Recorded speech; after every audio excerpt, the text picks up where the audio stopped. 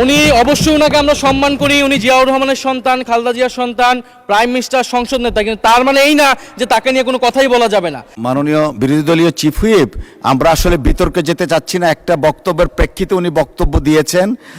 আমরা আসলে এভাবে চললে তো সংসদ, আচ্ছা 1 মিনিট আপনাকে সময় দেয়া হলো।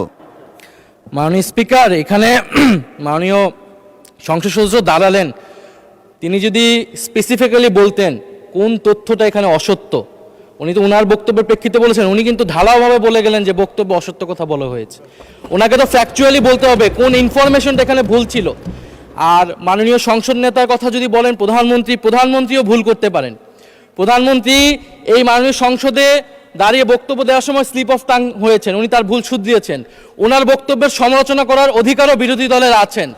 ফলে উনি অবশ্যই ওনাকে আমরা সম্মান করি, উনি জিয়াউর রহমানের সন্তান, খালেদা জিয়ার সন্তান, প্রাইম মিনিস্টার, সংসদ নেতা, কিন্তু তার মানে এই না যে তাকে নিয়ে কোনো কথাই বলা যাবে না, তার কোনো বক্তব্যের সমালোচনা করা যাবে না।